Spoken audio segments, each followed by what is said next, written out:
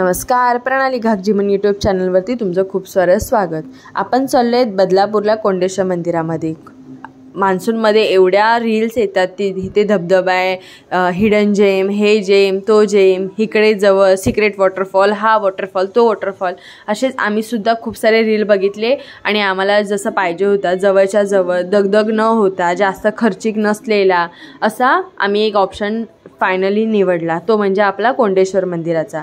त्यासाठी आता सकाळी सकाळी आम्हाला निघायचं होतं। आम्ही विरारवरून खूप लवकर निघालो। विरारवरून आम्ही दादरला गेलो। आपण वसईवरून सुद्धा जाऊ शकतो, पण आम्ही गेलो Virar to Dadar, then Dadar to Badlapur. बदलापूरवरून जरासं ऑटोने वगैरे जावं लागतं आणि ते कसं खेड्यामध्ये असल्यामुळे जरा लवकरच गेलो तर खूप बेटर होईल, त्याच्यामुळे आम्ही लवकर सकाळी सकाळी निघालो।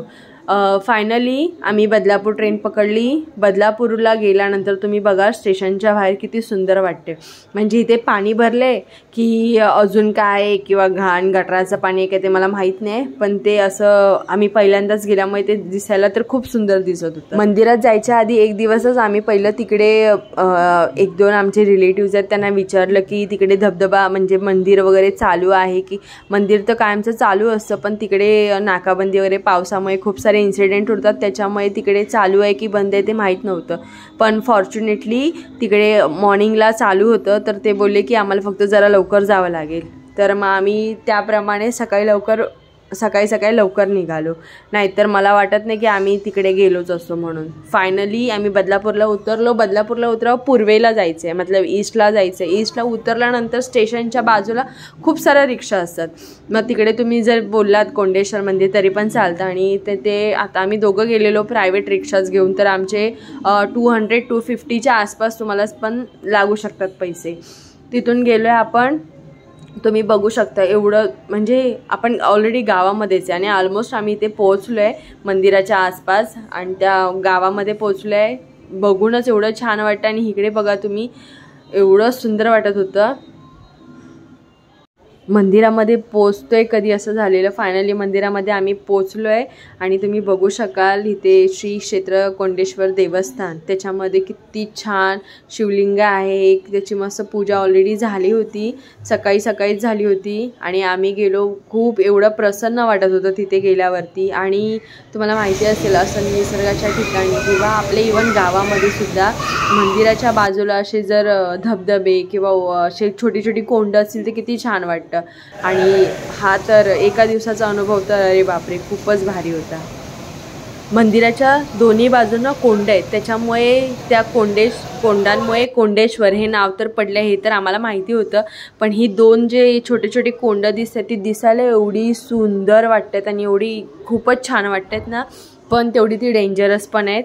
त्याच्यामुळे तुम्ही बघू शकाल इथे सर्व व्यवस्थित बंदोबस्त करून ठेवलेले आहे, तिथे कोण जाऊ शकत नाही किंवा बाहेर न जाण्यासाठी, कारण ही जी कोंड आहे ती जे त्याच्यामधलं फर्स्ट जे कोंड आहे ते 60 फूट आतमध्ये त्याची खोली आणि दुसरं जे कोंड आहे ते 45 फूट खोल आहे। म्हणजे तुम्ही विचार करू शकता, जर आपण काहीतरी धांगडधिंगा केला किंवा फ्रेंड्स बरोबर जाऊन असंच जर अरे चेल हे वगैरे या टाईपमध्ये जर केलं तर किती घात आहे।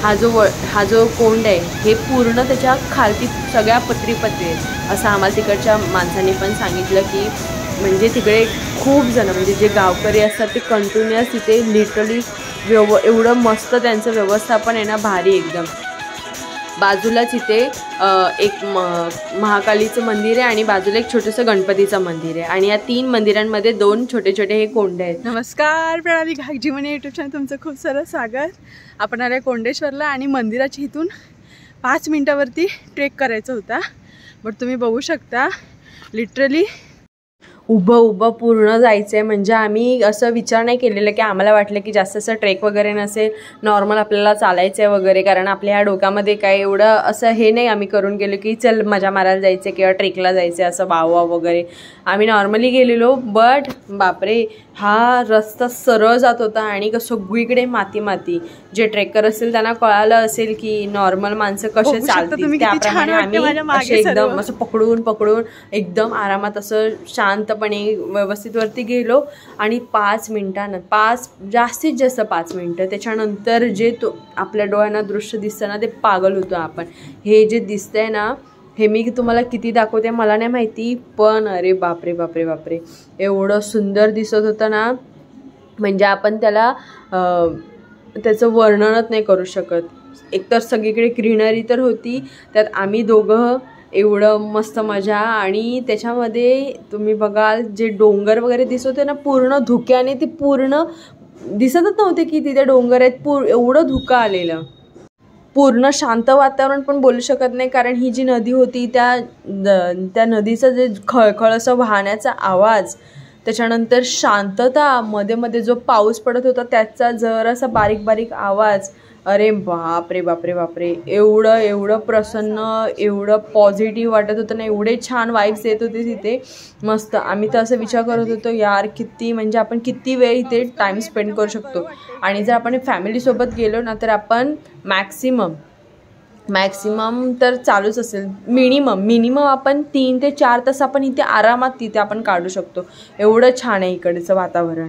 आणि तिथून आपण जरासं वरती गेलो तर आम्ही पहिलं बघितलं तर मुली काय आहे एक्झॅक्टली हे, तर त्याच्यानंतर आम्ही जरा अजून वरती गेलो तेव्हा कळालं की तिथे आपली जी गावातली माणसं असतात ती कोण ना कोणतरी असे येतात, म्हणजे मंदिराला भेट देतात किंवा धबधब्यावर येतात, जरा फॅमिली येतात मजा करायला.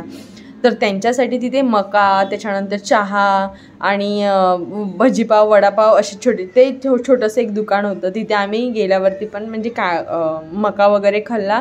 त्यामुळे जरासं कसं एक नदी वाहते, एक निसर्ग आपल्या समोर आहेत आणि हातामध्ये मका आहे, आपला जोडीदार आपल्यासोबत आहे, अजून काय पाहिजे आयुष्यामध्ये. बस संपलं. एवढंच असतं आयुष्य बस. सगळ्यात चांगली गोष्ट आम्हाला इकडे कळाली की इकडे जेवढे गावातली जी माणसं होती ना ती एवढी प्रेमळ आणि एवढी चांगली होती ना, खूपच भारी होती. कारण बोलायला किंवा आपल्याला एखादी गोष्ट सांगायला वगैरे किंवा तिकडच्या स्टोरीज सांगायला, कशी माणसांची अपघात झाली किंवा आपण कसं वागायला नाही पाहिजे, एवढं भारी सांगत होते. आणि इकडे बघाल इकडे मस्त पाऊस आलाय. आम्ही ऑलरेडी छत्र्या, रेनकोट सगळं घेऊन गेलेलो, कारण पावसाळा आहे म्हणून तर हे काय नॉर्मल आहे, पण तरी पण आम्ही काय घेतलं नव्हतं. मस्त पावसाचं आम्ही भिजून घेतलं आणि भिजून झाल्यावरती मका वगैरे खाऊन अरे वा वा वा वा वा खूप खूप खूप भारी, एकदम मस्त आहे. तुम्ही इकडे विजिट कराच आपल्या पार्टनरसोबत, म्हणजे एकदम एवढं पीस वाटेल ना, भारी. म्हणजे मंदिरामध्ये तर ठीक आहे, पण मंदिरासोबत जर आपल्याला असं काय एक्स्ट्रा भेटत असेल तर अरे बापरे भारीच. 3-4 तास निसर्गाच्या सानिध्यामध्ये राहिल्यानंतर आमचा शेवट परतीचा टाईम आला. घरी लवकर जायचं होतं आणि आमची आता ऑटो पण येणार होती, म्हणून मी तुम्हाला एक दाखवते की बाबा असं सर्व दिसत होतं. आणि रिक्षा आली आमची, रिक्षामध्ये आम्ही बसलो आणि तिथून जाता जाता पूल लागतो आणि पुलाच्या इथेच कोंडेश्वर बाबांच्या समाधीचं मंदिर आहे, तिथे नक्की दर्शन घ्या. तिथून जरा पुढे आलो, हा आपला छोटासा धबधबा लागलेला, तिकडून आम्ही निघालो. आणि निघता असं वाटत होतं यार जरा थांबायला हवं होतं, एवढा हा. Welcome to my YouTube channel.